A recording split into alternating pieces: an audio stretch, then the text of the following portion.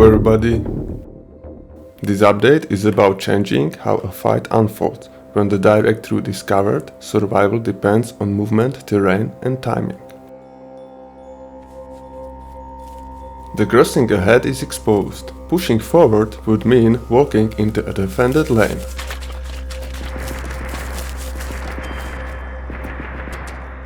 So instead of forcing the fight, the player breaks line of sight, uses the environment and starts working the edge.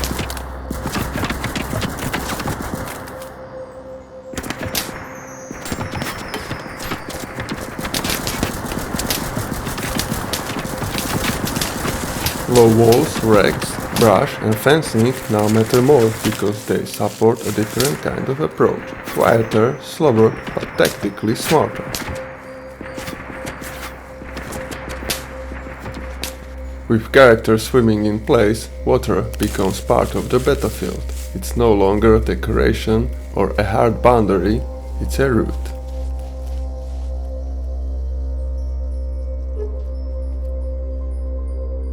That gives the player a way to turn a defended crossing into a flanking opportunity.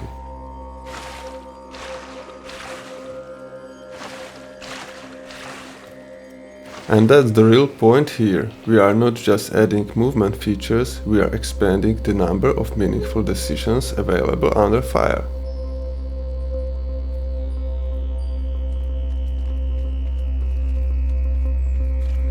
Once the far bank is reached, the engagement changes shape.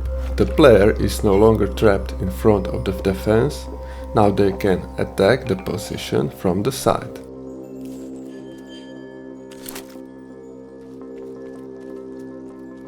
That's the direction of FightOut, more systemic combat spaces, more adaptive routes and more fights that evolve because of the player's choices.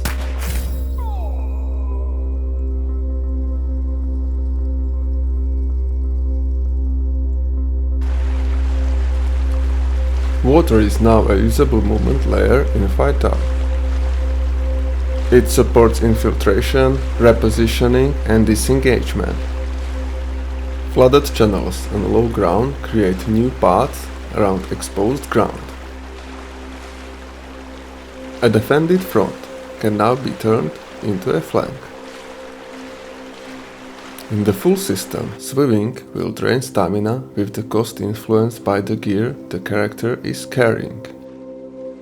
Initial multiplayer integration is already in place for coordinated water movement.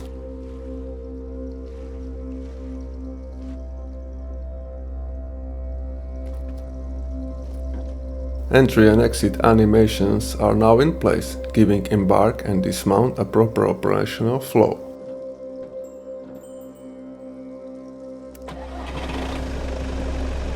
Driver animation fidelity has also been improved, with better seated control and clearer movement response.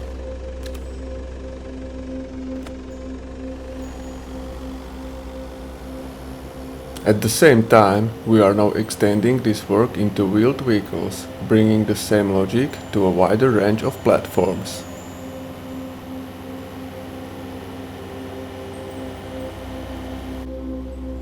Full multiplayer support is already in place, with multiple hovercraft operating together in the same space.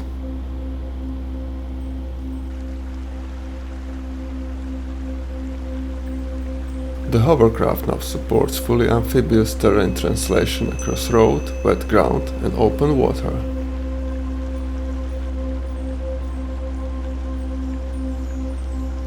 This opens the way for coordinated insertion, parallel movement and cooperative extraction.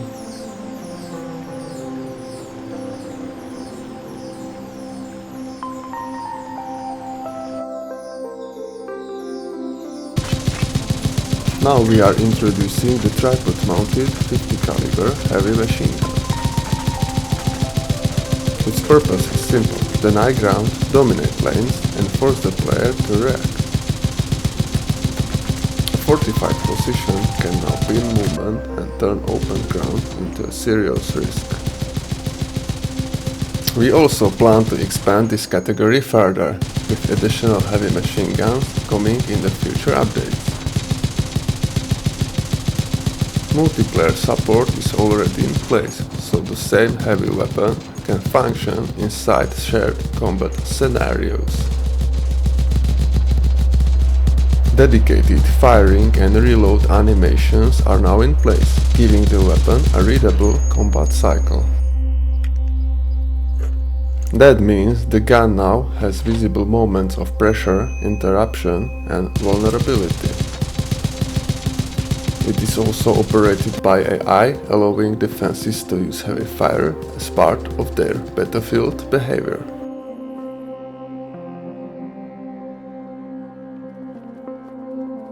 We improved AI with tactical reservations system, preventing it from stacking into the same position and improving spatial discipline.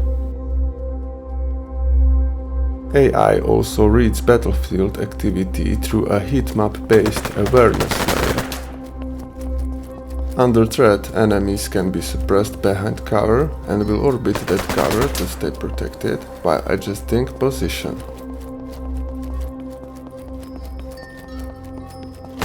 These systems are also being linked to the world itself.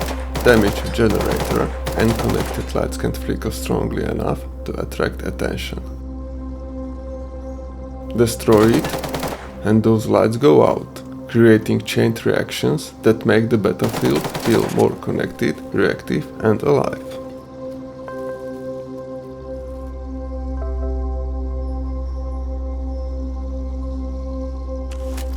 We have also been expanding the small arms roster, with new weapons added to broaden both enemy loadouts and battlefield decision-making. The M16 is now in, with proper burst fire behavior, giving disciplined medium-range fire a distinct place in the arsenal. The AKM has also been added, bringing a heavier assault rifle profile suited to harder hitting fire and more aggressive use at practical combat ranges.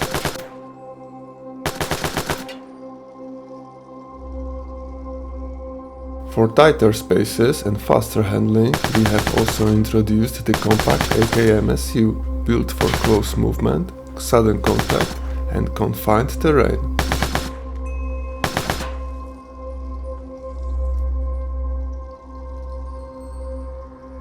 Shotguns are now part of the mix as well, giving close quarters engagements a very different rhythm and much sharper sense of distance. Buckshot is intended for short-range dominance, where spread and stopping power matter most, but its effectiveness falls off quickly as range opens up. Slug ammunition gives the shotgun a second role, trading spread for reach and precision and making it viable beyond immediate room-clearing distance.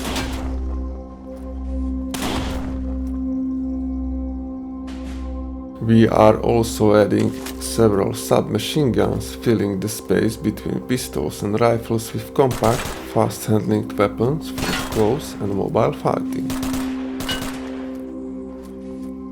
The aim is not just variety for its own sake, but a more readable spread of roles, ranges and threats across each encounter.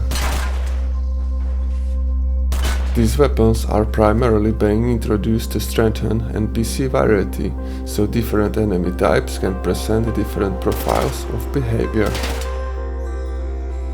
But they are not locked away from the player. Weapons carried into the fight can also be recovered, looted and turned back against the enemy.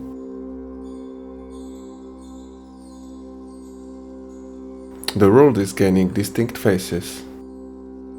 Army troops, rebels, insurgents, saboteurs and technicians. Some may fight beside you, others will shape the battlefield against you.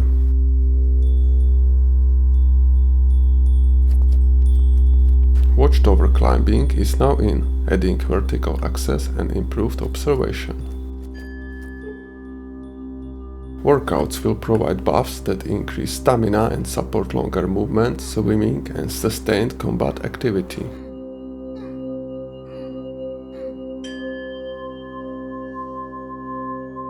We have also expanded the environment with abandoned and wrecked vehicles. They are not just scenery. They break terrain, alter movement, and leave the world looking used, damaged, and fought over.